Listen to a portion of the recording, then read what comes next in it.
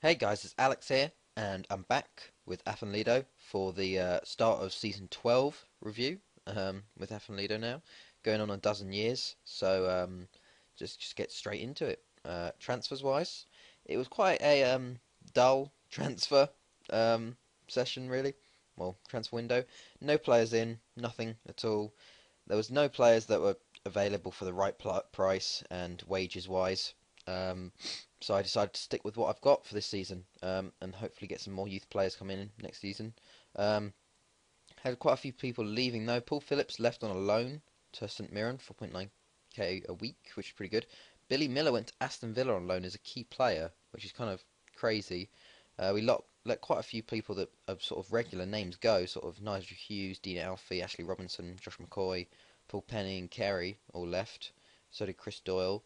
Um, Leon House finally left for Ross County, and then we just had some more youngsters loaning out. Um, Information-wise, we actually did get a new affiliated club, FC Copenhagen. So that is the sixth affiliate now. We got England, Denmark, France, Portugal, Scotland, and Turkey. So it's not too bad actually, which is pretty good. So fixtures wise, Champions League qualifying. Actually, we had a Evans testimonial. Alex Evans' testimonial because he's been here for 10 years, so I decided to organise that. Before that, we beat Monaghan 6-2, and then we had that game 2-2, 5-1 versus Bolton, which was pretty crazy, seeing as Bolton, what are they? I think they're a League What? They're Championship side, and we beat them 5-1. Um, and then we had a local team that should beat 10-0. Um, Also, I want to show you this. If I go to Seven Druids, they partook in a certain Tomlinson testimonial, and I was like, who the hell's Tomlinson that plays for Doncaster? Louis Tomlinson, at age 32, got a testimonial from Doncaster. But look at this. He's been there for over 10 years. He's made 4 appearances with an average rating of 5.85. That's how bad he is. Like for them, it's just ridiculous. I was like, what? They did lose it, but it's still funny how like shit they are.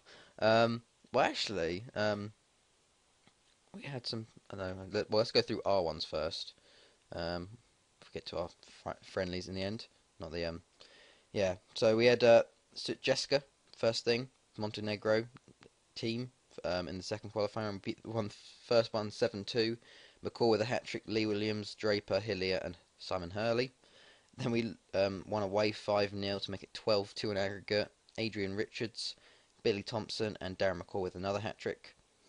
2-0 versus. Then we had HJK, who we've actually never beat before. We've lost 4 times to, but we beat them 2-0 at home, Draper and McCall, and then we beat them 3-0 away. So kind of shows our progress now. Quite comfortable. Draper with 2 and Craig Williams with 1 there as well. We then had our first league game of the season. We beat Bangor 4-0. Lewis O'Connor with 2 and Blanco with 2. Then we had Olympia from Slovenia in the playoff leg. We won the first leg 4-3.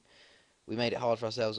Robert Rankfraker got a hat trick for them, but we won it in the end. Callahan with 2, Draper with 1, and McCaw with 1. Then we went on and beat ABBA 3-1, McCaw with 1, and Thompson with 2.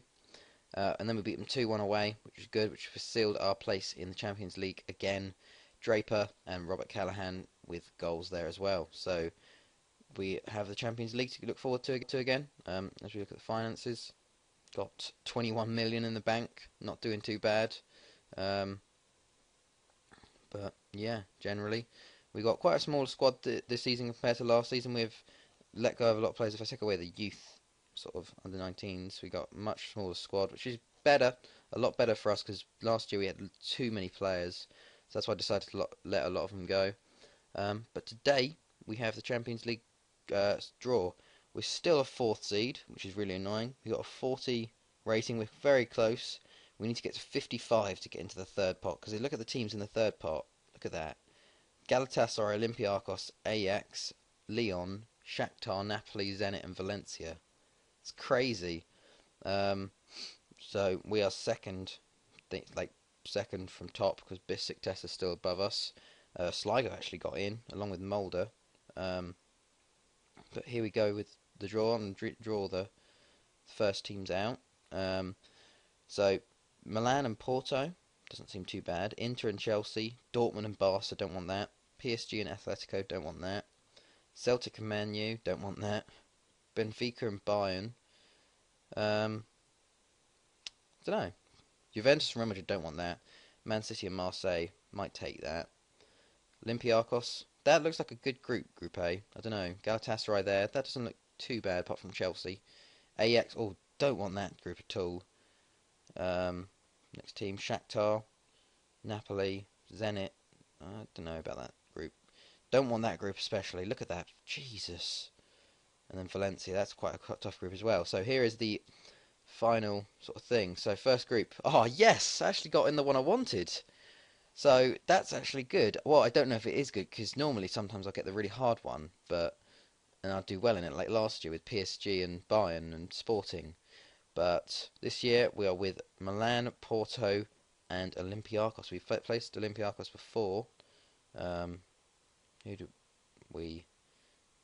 When was that? That wasn't last year. Yeah, we faced them quite a while ago. There we go. We beat them 4-2 at home. Oh no, they beat us 4-2 and they beat us 4-1. So those were the games last time, but we are improved since then. So if we continue on, so it's not too bad. Porto, Olympiacos, and AC Milan. I haven't played Italian team. We were handed a tough group apparently, but we always handed a tough group according to that. So yeah, so I'll be back in February to go over Champions League, to see if we actually got anywhere into any knockout rounds or whatnot, and just go through the general league play.